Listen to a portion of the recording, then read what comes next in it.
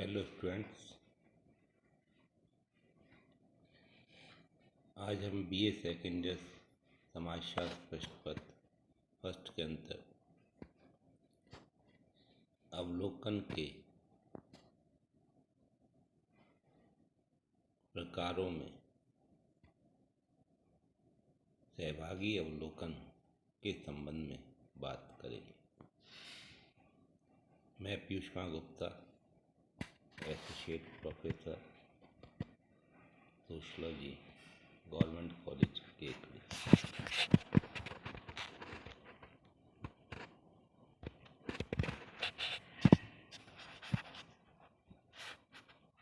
जैसे हमने पिछली वीडियो में बात की थी, अवलोकन के अर्थ, परिभाषा और विशेषताओं को समझने का प्रयास किया था। उसी कड़ी में आगे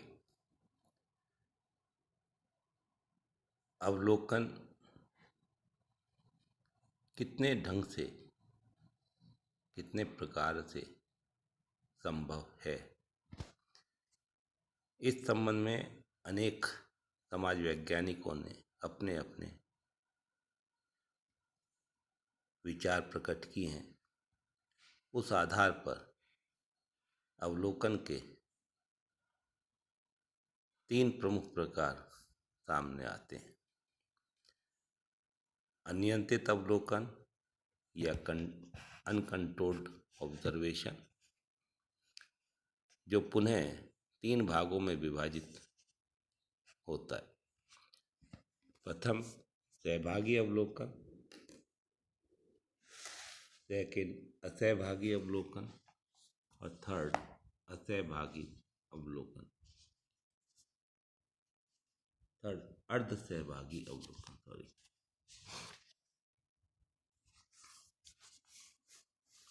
पहला सहभागी अवलोकन, दूसरा असहभागी अवलोकन और तीसरा अर्ध सहभागी अवलोकन, जिसे हम सहभागी और असहभागी का मिश्रित स्वरूप भी कह सकते हैं। दूसरा प्रमुख प्रकार है नियंत्रित अवलोकन, जो 2 तरह से संभव है, घटनाओं पर नियंत्रण करके और अवलोकनकर्ता पर नियंत्रण करके। तीसरा अवलोकन का प्रकार सामूहिक अवलोकन। अनियंत्रित अवलोकन, इस प्रकार के अवलोकन में अवलोकनकर्ता तथा अवलोकित किए जाने वाले अध्ययन समूह दोनों में से किसी पर भी नियंत्रण नहीं रखा जाता है। अवलोकनकर्ता घटनाओं का उनके वास्तविक एवं स्वाभाविक रूप में ही अध्ययन करता है। अनियंत्रित अवलोकन में किसी प्रकार की विशेष संरचना, औपचारिकता एवं नियोजन की आवश्यकता नहीं होती है। कहने का तात्पर्य कि अनियंत्रित अवलोकन पूर्णतया स्वतंत्र रूप में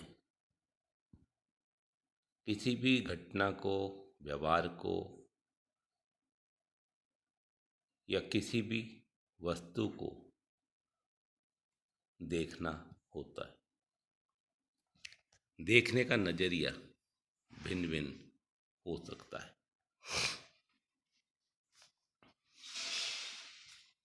इसीलिए गुडेनहार्ट ने अनियंत्रित अवलोकन को साधारण अवलोकन भी कहा है। वहीं जौहरा एंड कुक ने इसे असंरचित अवलोकन की संज्ञा प्रदान की है। अन्य विद्वानों ने इसे स्वतंत्र अवलोकन, अनौपचारिक अवलोकन, अनिर्देशित अवलोकन कहकर भी पुकारा है। कहने का तात्पर्य कि अनियंत्रित अवलोकन के अनेक नाम प्रचलित हैं इसकी विशेषताओं के आधार पर। अब हम बात करते हैं गूडे एवं हार्ट ने अनियंत्रित अवलोकन के संबंध में जो कुछ कहा है।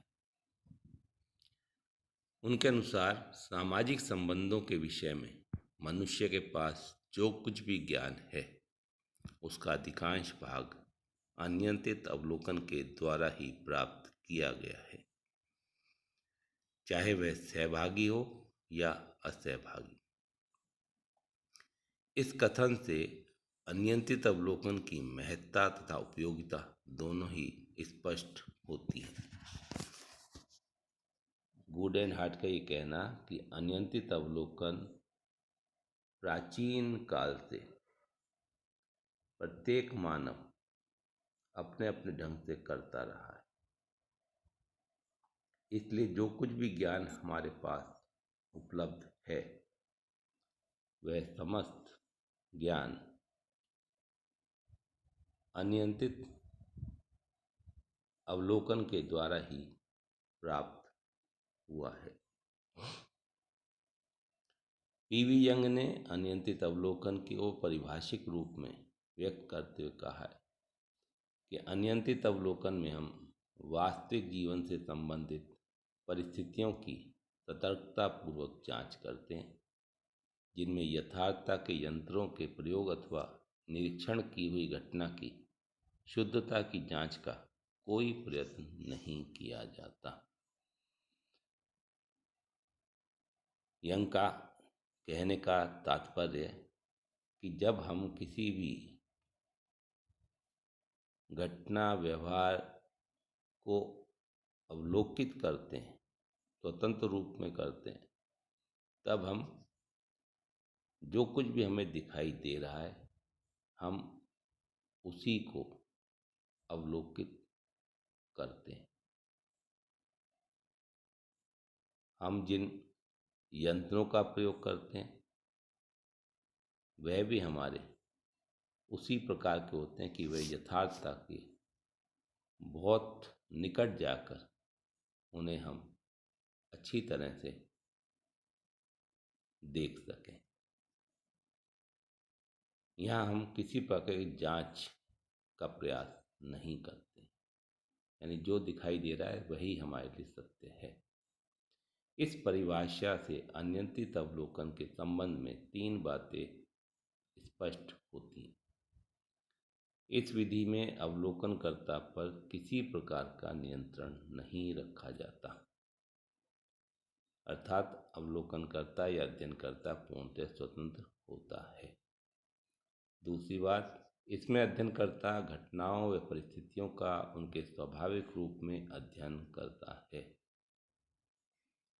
और तीसरी प्रमुख बात, अवलोकनकर्ता इस विधि में घटनाओं को परखता नहीं है, यह एक अत्यंत सरल विधि है।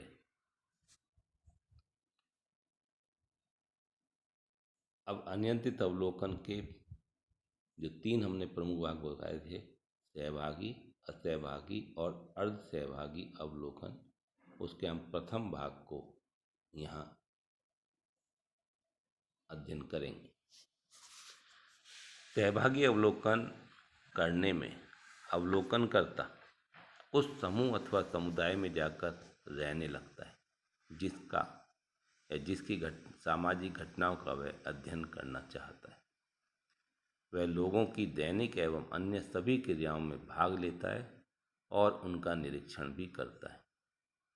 इसमें अवलोकनकर्ता को समूह के लोग अपने समूह के एक सदस्य के रूप में अपना लेते हैं और इस प्रकार अवलोकनकर्ता अस्थायी रूप से समूह का आंतरिक व्यक्ति बन जाता है। यहाँ जो बात कही है उसमें यह समझना हमारे लिए जरूरी है कि सहभागी अवलोकनकर्ता जो होता है वो जिस भी समूह का अध्ययन करने की कोशिश करता है, ये जो उसका ध्येय होता है, वह उस समूह में इतना घुल मिल जाता है कि उस समूह के लोग उसे पराया नहीं जानते और वे ये मानने लगते हैं कि ये हमारे ही समूह का कोई एक नया सदस्य है। गुड एंड हार्ट के अनुसार इस कार्य प्रणाली का अर्थात सहभागी अवलोकन का उस समय प्रयोग किया जाता है जबकि अनुसंधानकर्ता अपने को इस प्रकार छिपा लेता है कि वह समूह के एक सदस्य के रूप में स्वीकार्य हो जाए, अर्थात वो अपनी पूरी तरह वास्तविक आइडेंटिटी को प्रकट नहीं होने देता और एक कृत्रिम स्वरूप अपना धारण कर पूर्णतया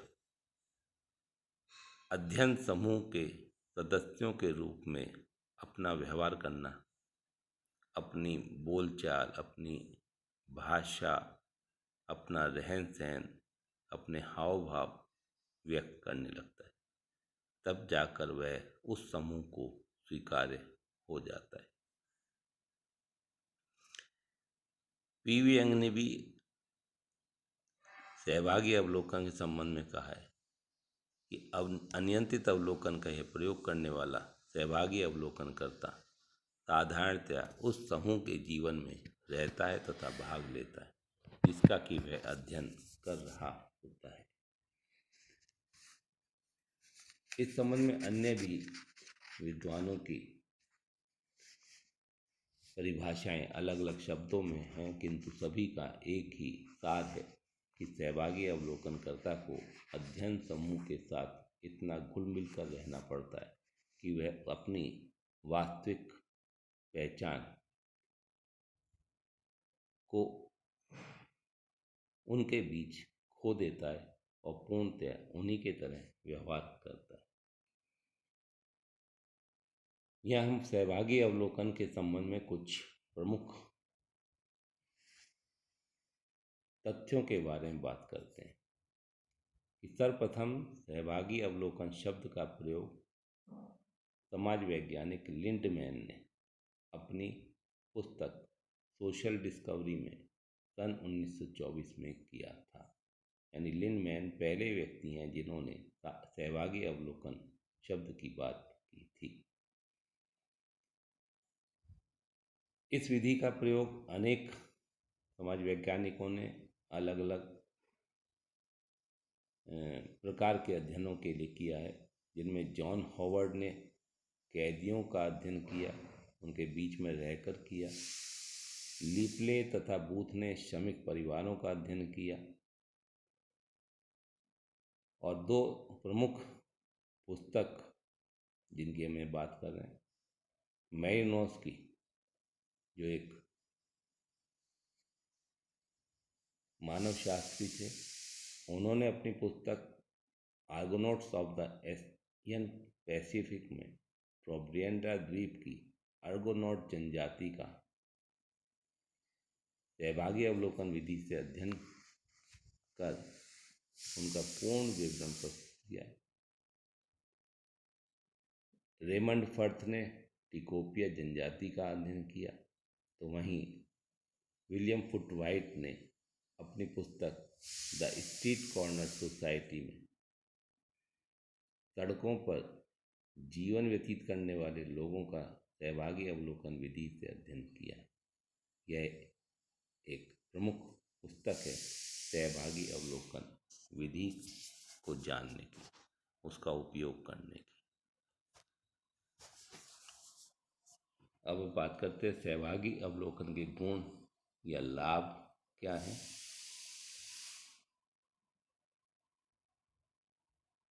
सहभागी अवलोकन की विशेषताओं और इसके कार्य करने के ढंग के आधार पर इसका प्रमुख गुण विस्तृत सूचनाएं संकलित करने में सक्षम है। इस विधि के माध्यम से हम जो अध्ययन करता होता है समूह की सभी गतिविधियों में क्योंकि भाग लेता है, अतः उसके बारे में विस्तृत सूचनाएं संकलित कर सकता है, जो कि अन्य किसी भी विधि के द्वारा संभव नहीं है, चाहे वो प्रश्नावली हो, अनुसूची हो, साक्षात्कार हो या अन्य कोई विधि। दूसरी बात कि सूक्ष्म एवं गहन अध्ययन भी सहभागी अवलोकन विधि के द्वारा ही बहुत अधिक संभव है, क्योंकि इसमें अध्ययनकर्ता स्वयं घटना स्थल पर घटना के बहुत अधिक निकट उपस्थित होता है। वह समूह के जीवन में भाग ले रहा है तथा समूह की छोटी छोटी बातों को बहुत गहराई से अध्ययन कर लेता है।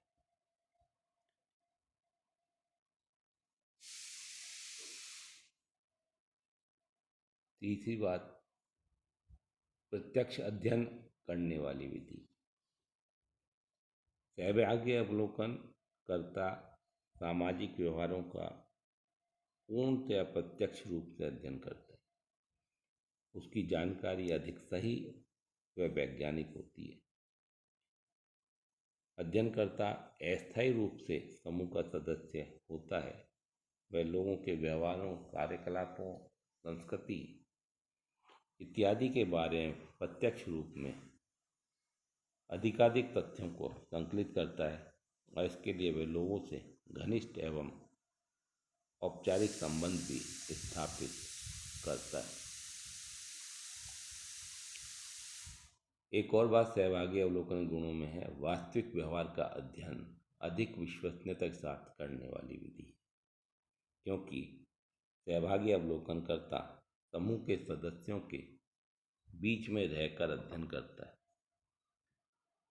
वे उनके सामने अपना कृत्रिम व्यवहार नहीं प्रकट करता और ना ही उसके सामने समूह के सदस्य कृत्रिम व्यवहार करते हैं, क्योंकि वह अनजाने में ही उसे अपना समूह का सदस्य मान बैठते हैं, जिससे कि अवलोकनकर्ता को बहुत कुछ वास्तविक व्यवहार का अध्ययन करना संभव होता है। इस संबंध में जवोड एंड कुक ने भी कहा है कि सामुदायिक जीवन में सहभागिता वास्तव में अवलोकनकर्ता की स्थिति में सहभागिता को स्वाभाविकता को बढ़ाती है।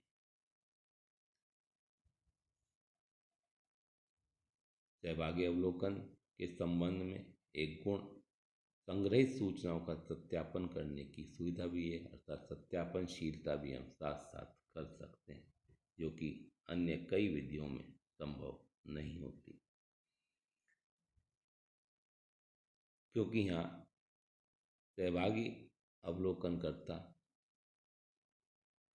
किसी भी घटना को एक बार देखने के बाद, अवलोकित करने के बाद यदि पुनः उस तरह की कोई घटना घटित होती है तो उसका पुनर्परीक्षण करना उसके लिए संभव हो जाता है।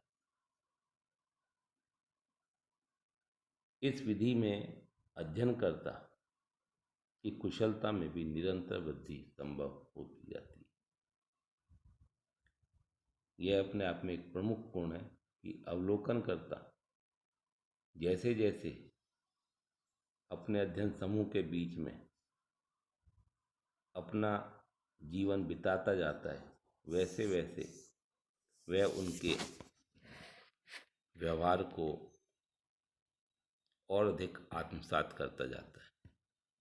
वह उनकी हर छोटी बड़ी बात को बहुत आसानी से समझने में समर्थ हो जाता है, क्योंकि अध्ययनकर्ता को एक लंबा समय उनके बीच में बिताने का अवसर मिलता है। इस कारण अवलोकनकर्ता की कुशलता में निरंतर वृद्धि संभव है, जो किसी भी अध्ययन की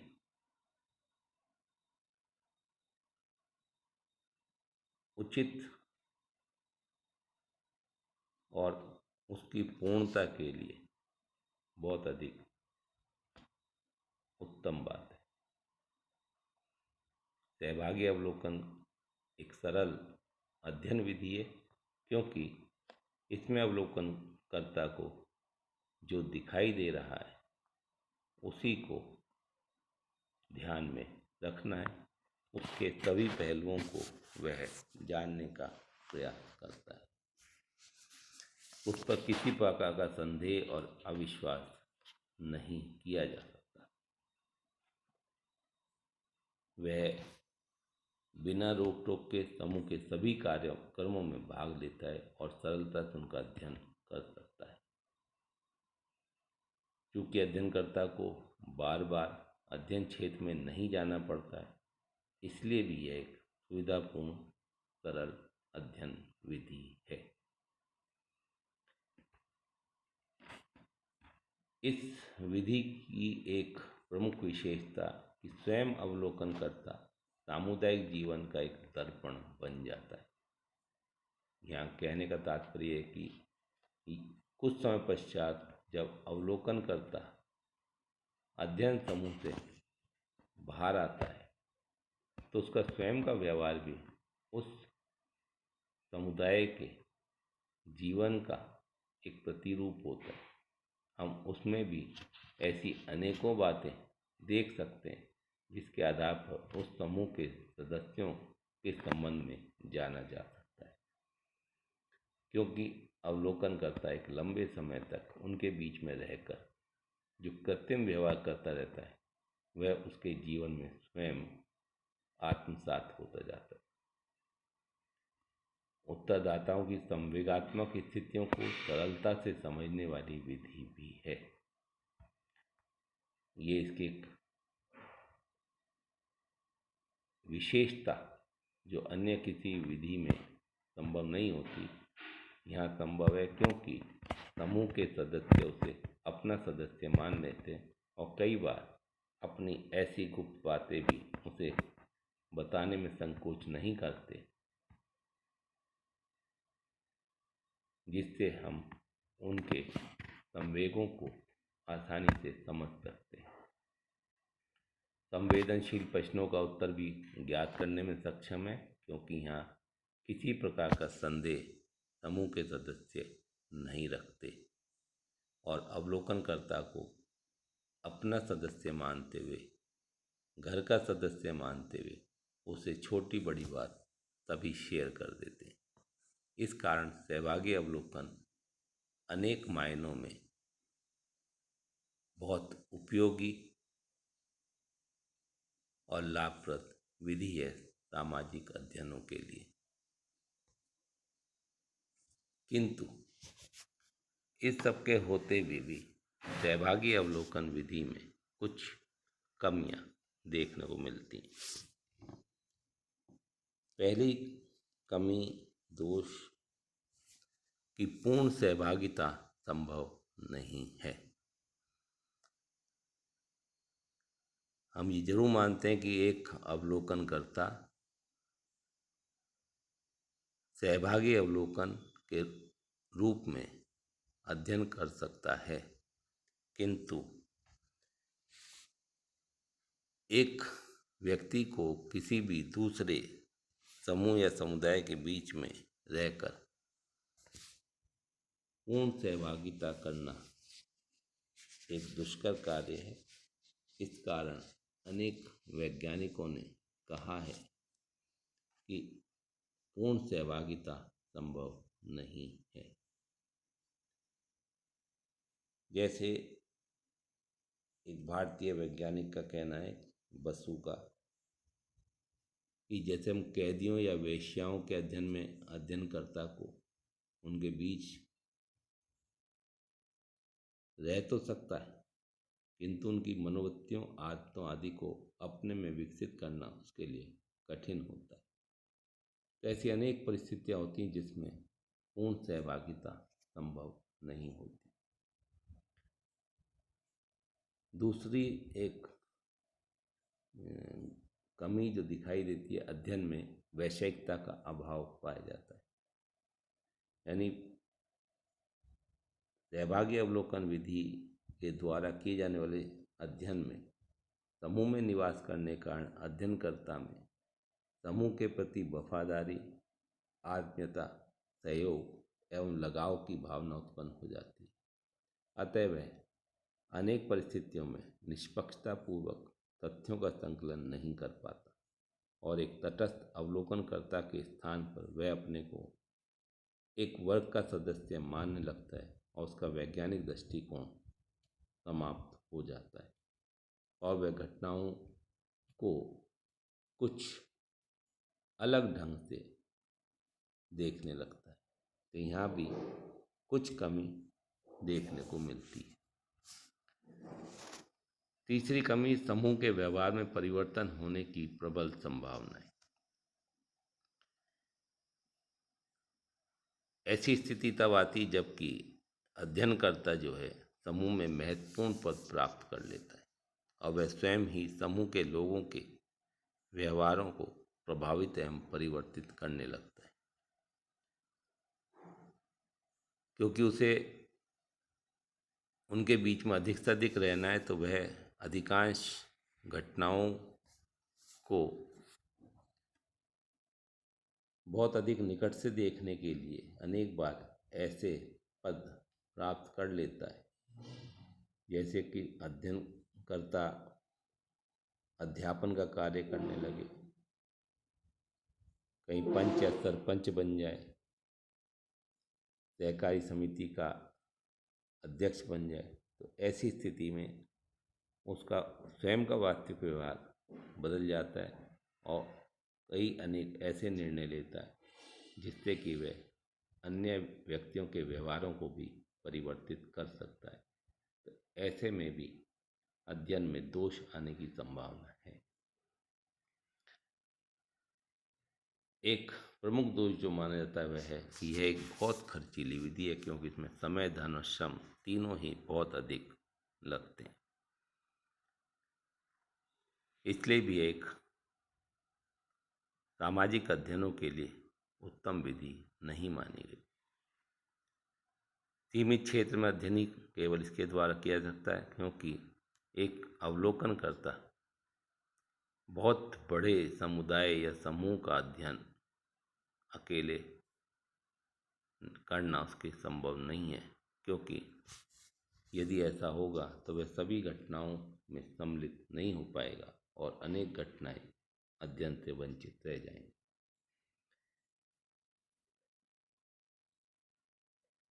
सहभागी अवलोकन विधि का एक दोष कि इसके द्वारा जो अध्ययन किया जाता है बहुत धीमी गति से आगे बढ़ता है, क्योंकि प्रारंभ में अध्ययनकर्ता को समूह के सदस्य के रूप में स्वीकार्यता प्राप्त करने के लिए अनेक प्रयत्न करने पड़ते हैं। उनके साथ अनेक तरह से घनिष्ठता बढ़ाने की कोशिश की जाती है, जिसमें बहुत अधिक समय लगता है और यह अध्ययन बहुत धीमी गति से आगे बढ़ता है। जैसे जैसे अध्ययनकर्ता समूह का सदस्य स्वीकार्य होने लगता है तो वह अनेक ऐसी छोटी बातों को अध्ययन करने से वंचित रह जाता है जिन्हें वह बार बार होते देखता है और उसके लिए वे साधारण तथ्य बन जाते हैं। तो ऐसे में भी अनेक तथ्यों के अध्ययन से वंचित रह जाने की संभावना बनी रहती है। और एक सबसे बड़ी समस्या जो एक सहभागी अवलोकनकर्ता को सामने है वह कि जो कुछ देखता है उसको वो तुरंत लेखबद्ध नहीं कर सकता, क्योंकि यदि वह किसी भी घटना को देखकर सभी के बीच में लेखबद्ध करने लगेगा तो उसकी स्वयं की आइडेंटिटी खुल जाएगी। तो ऐसे में उसे अपनी मेमोरी पर बहुत अधिक ध्यान देना पड़ता है और वह अपनी याददाश्त के आधार पर बाद में अकेला होने पर उन घटनाओं के संबंध में लेखन करता है, जिससे भी कई तथ्यों के छूटने की संभावना बनी रहती है। एक और जो कठिनाई है कि अध्ययनकर्ता को भूमिका सामंजस्य करने में भी अनेक प्रकार की कठिनाइयों का सामना करना पड़ता है, किंतु यह अध्ययनकर्ता की कुशलता पर निर्भर करता है कि वह कितनी जल्दी किसी भी भूमिका को अदा करने में स्वयं को स्थापित कर सकता है। इस कारण से एक सहभागी अवलोकनकर्ता को विभिन्न प्रकार की घटनाओं के, विभिन्न प्रकार की परिस्थितियों में विभिन्न प्रकार की भूमिकाओं को अदा करना आना चाहिए। उसके लिए उसे बहुत अधिक चतुर प्राणी के रूप में, अभिनेता के रूप में अपने को स्थापित करने की आवश्यकता होती है। उसे विभिन्न प्रकार की बातों को सीखना पड़ता है, तब जाकर वह अध्ययनकर्ता को अपने अध्ययन समूह के बीच में सही रूप में स्थापित कर सकता है, जो कि एक दुष्कर कार्य है, कठिन कार्य है, जो सभी के लिए संभव नहीं होता। आगे की वीडियो में हम अन्य प्रकारों की बात करेंगे। आज यहीं तक, धन्यवाद।